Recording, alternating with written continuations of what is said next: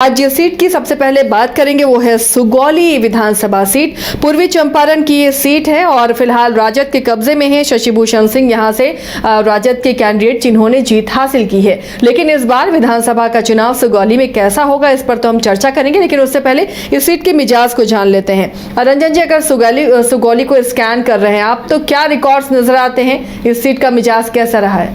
देखिए, जब आप सुगौली विधानसभा सीट को स्कैन कीजिएगा तो ये मानना पड़ेगा कि ये बहुत इंटरेस्टिंग सीट है, दिलचस्प है। इसके समीकरण भी यहाँ आज तक जो कुछ हुआ है उसे अगर आप देखें तो वो बहुत रोचक और दिलचस्प दिखता है।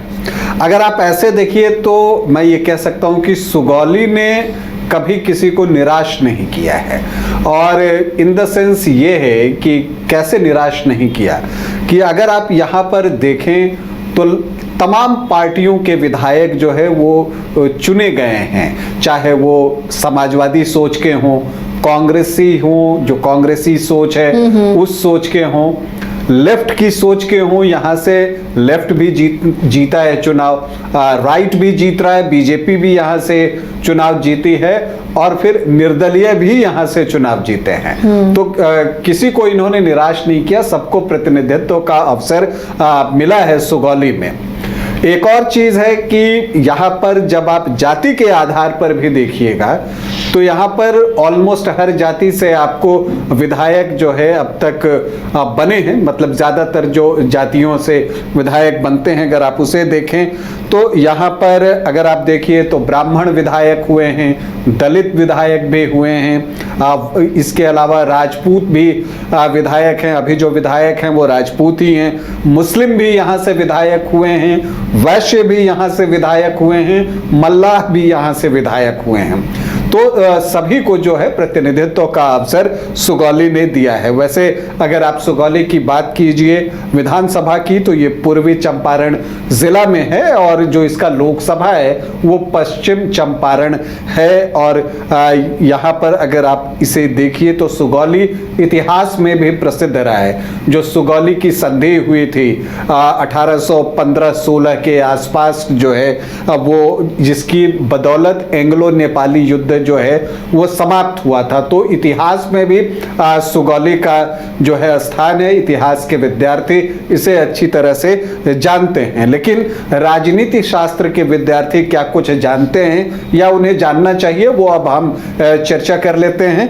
देखिए, ये सीट जो है 1951 से अस्तित्व में आया और यहाँ के जो पहले विधायक बने जय नारायण प्रसाद, तब ये सीट जो है वो सामान्य सीट थी। लेकिन अगले ही चुनाव में 1962 में ये एससी आरक्षित, मतलब अनुसूचित जाति आरक्षित सीट हो गई। हालांकि फिर जब अगला चुनाव हुआ तो ये वापस से जो है वो सामान्य सीट हो गई 1967 से। इसके अलावा अगर आप इस सीट पर देखें तो जो 16 चुनाव अब तक हुए हैं उसमें कांग्रेस 4 बार इस सीट पर चुनाव जीतने में कामयाब हुई है। बीजेपी को 3 अवसरों पर यहां से सफलता मिली है, तो भारतीय जनसंघ भी 1 बार यहां से चुनाव जीतने में कामयाब हुआ है। सोशलिस्ट पार्टी भी 1 बार जीती है, आरजेडी को 2 बार सफलता मिली है, एक कोसल पार्टी उसे भी 1 बार सफलता मिली है, निर्दलीय भी 1 बार जीते हैं और कम्युनिस्ट पार्टी और मार्क्सवादी कम्युनिस्ट पार्टी ने यहां से 3 बार सफलता अर्जित की है। अगर आप यहां पर देखें तो शुरुआत में जो मुकाबला होता था वो कांग्रेस वर्सेस सोशलिस्ट होता था, फिर वो कम्युनिस्ट वर्सेस कांग्रेस होने लगा, फिर उसमें से कांग्रेस निकल गया और फिर कम्युनिस्ट वर्सेस सोशलिस्ट होने लगा और फिर उसमें 2005 के अक्टूबर से जो है कम्युनिस्ट की भी एग्जिट होती है और अब जो मुकाबला होता है वो सोशलिस्ट वर्सेस बीजेपी का मुकाबला यहाँ पर देखने को मिलता है। आरजेडी और बीजेपी के बीच यहाँ पर मुकाबला हुआ। हालांकि पिछले चुनाव में यहाँ पर बीजेपी चुनाव नहीं लड़ी थी, उसने गठबंधन में ये सीट वीआईपी को दी थी। इन सारी जानकारियों के बाद अब हम ये जान लेते हैं कि यहाँ जो आखिरी 3 चुनाव 2010 से जो हुए हैं उसके बारे में, क्योंकि जो नया परिसीमन 2008-9 में हुआ उसके बाद चीज़ें बहुत कुछ बदली हैं बिहार के विधानसभा क्षेत्रों में, और उसका असर चुनाव पर भी दिखता है। तो 2010 में यहाँ से बीजेपी ने रामचंद्र सैनी को चुनावी मैदान में उतारा था, जबकि आरजेडी से विजय प्रसाद गुप्ता थे, और कांग्रेस ने मोहम्मद उमर सैफुल्लाह खान को चुनावी मैदान में उतारा था।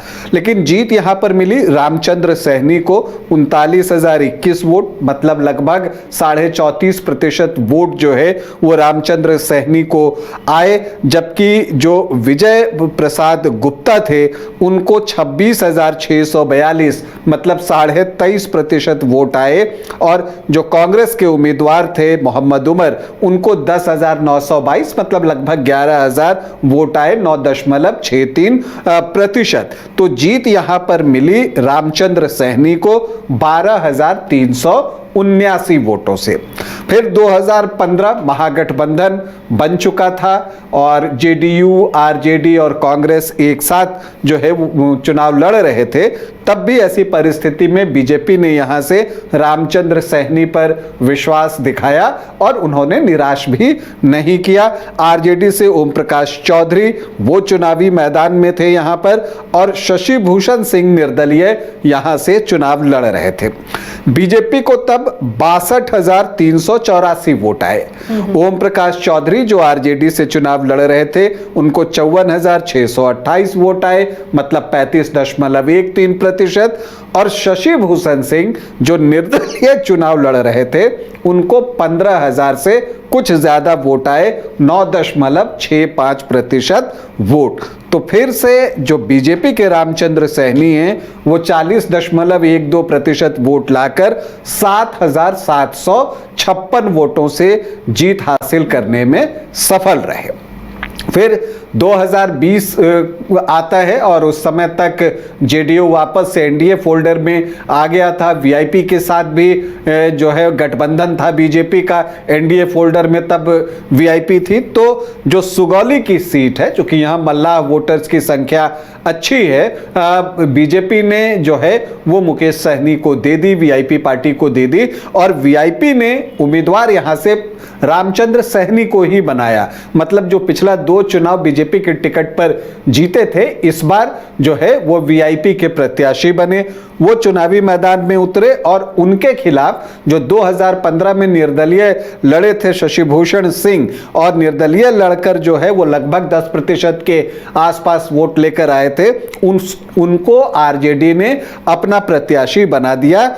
और एलजेपी ने क्या किया, जो आरजेडी के पूर्व विधायक रहे हैं, 2 बार के यहां के विधायक हैं कुल मिलाकर, और 2010 में भी आरजेडी के टिकट पर चुनाव लड़ चुके हैं विजय प्रसाद गुप्ता, उनको एलजेपी ने टिकट दे दिया। और यहां पर वैश्य वोटर्स की संख्या भी अच्छी खासी है सुगौली में, तो इसका असर भी हुआ। चूंकि विजय प्रसाद गुप्ता को जो है 14,188 वोट आए, 8.32% वोट जो एलजेपी के कैंडिडेट थे।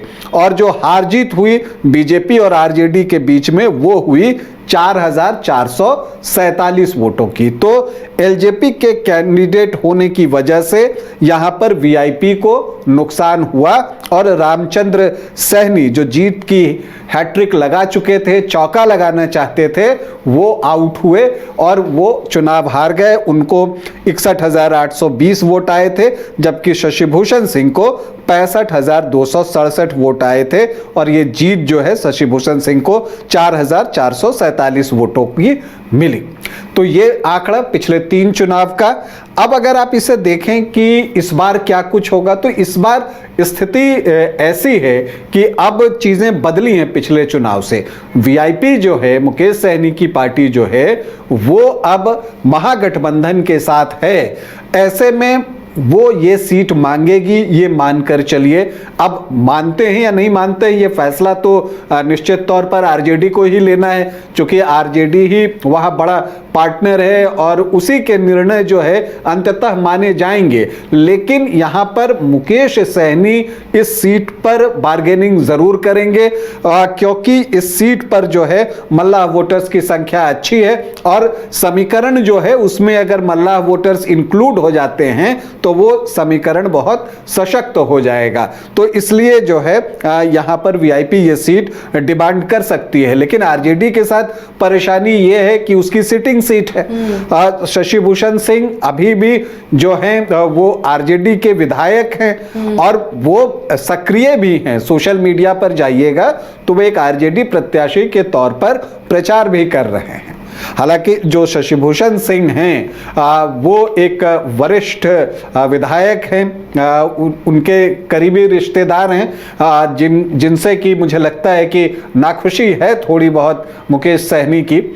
तो अब अगर वो बातें भी यहाँ पर प्ले में अगर आ जाएं तो वो एक अलग बात है। लेकिन यहाँ पर अगर आप देखें तो शशि भूषण सिंह भी चुनावी मैदान में उतरने के लिए पूरा जोर लगा रहे हैं। इसके अलावा ओम प्रकाश चौधरी जो 2015 में चुनाव लड़े थे, उनको पिछले चुनाव में मोतिहारी शिफ्ट किया गया था, तो वो भी वापसी करना चाहते हैं। तो वो भी अगर आ जाएं तो बहुत चौंकने की बात नहीं होगी। इसके अलावा आप देखें तो यहाँ अगर बीजेपी से दावेदारी की बात करें तो रामचंद्र सैनी चुनाव भले वीआईपी के टिकट पर लड़े थे लेकिन बाद में वापस बीजेपी में आ गए थे। लेकिन उनके साथ जो एक चीज आड़े आ रही है वो ये आ रही है कि उनकी उम्र ज्यादा हो गई है। हालांकि वो सक्रिय हैं, लेकिन क्या वो चुनाव लड़ेंगे, क्या उनको टिकट मिलेगा, ये देखना है। और यहाँ पर एलजेपी ने भी पिछले चुनाव में 8.5% वोट लाया है, तो उसका भी एक दावा बनता है। यहाँ पर अगर आप ये देखिए तो जो कोयरी कुर्मी धानुक हैं उनकी संख्या भी अच्छी है, तो जेडीयू भी दावा ठोक सकती है। और चूंकि ये सीट पिछली बार जो है एनडीए गंवा चुकी है, तो यहाँ पर एक बार्गेनिंग का स्कोप एनडीए की तरफ से भी खुला हुआ है। लेकिन दूसरी तरफ जो आरजेडी है वहां पर विधायक जो हैं वो आरजेडी के ही हैं, बावजूद इसके कुछ दावेदारियां हो रही हैं। खास करके वीआईपी की तरफ से एक मनोज सहनी है, वो बहुत जो है जोर लगा रहे हैं वहां पर, और वो कोशिश कर रहे हैं कि वो यहां से चुनाव लड़े। एलजेपी से पंकज कुमार पांडे भी लगातार जो है क्षेत्र का भ्रमण करते हुए दिख रहे हैं। तो अब किनको टिकट मिलता है ये तो आने वाले वक्त में पता चलेगा। चुनाव जैसे जैसे जोर पकड़ेगा बहुत सारी चीजें जो है वो स्पष्ट होती जाएंगी।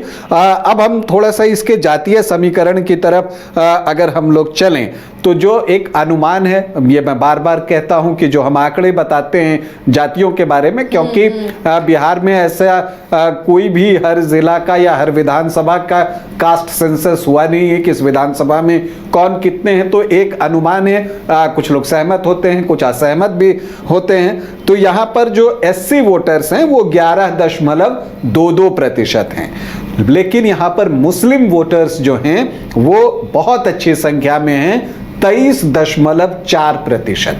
तो ऑलमोस्ट जो है 23.5% जो वोटर्स हैं वो मुस्लिम कम्युनिटी से हैं। यादव यहाँ 11 से 12% हैं। तो एमवाई बहुत मजबूत बनता है यहाँ पर, लगभग ये 34-35% के आसपास ये आंकड़ा पहुंच जाता है। और इसीलिए वीआईपी यहां चाहता है कि अगर इसमें मल्लाह वोटर्स जो 7-7.5% हैं उनको ऐड कर लिया जाए, वीआईपी अगर चुनाव लड़ता है तो वो आंकड़ा 42%, 41-42% के आसपास पहुंच जाएगा। तो उनकी स्थिति जो है वो मजबूत हो सकती है। लेकिन आरजेडी भी चाहता है कि जब फोल्डर में है वीआईपी तो उसका समर्थन इस तरह से मिले। इसके अलावा अगर आप देखें तो जो यहाँ वैश्य वोटर्स हैं वो 12 से 13% हैं, राजपूत 4% के आसपास होंगे, भूमिहार भी 4-5% के आसपास होंगे, ब्राह्मण जो है सामान्य जाति में सबसे ज्यादा 7-8% के आसपास हैं, कोयरी कुर्मी धानुक भी 9 से 10% हैं, और बाकी जो बच गए वो अदर ओबीसी और ईबीसी में आते हैं। ईबीसी वोटर्स यहाँ पर जो है वो निर्णायक होते हैं, वो आमतौर पर एक साथ जो है वो बीजेपी या जेडीयू की तरफ आते हैं। और यही वजह है कि 2010, 15 और 2005 अक्टूबर में बीजेपी यहां से चुनाव जीतने में कामयाब हुई थी।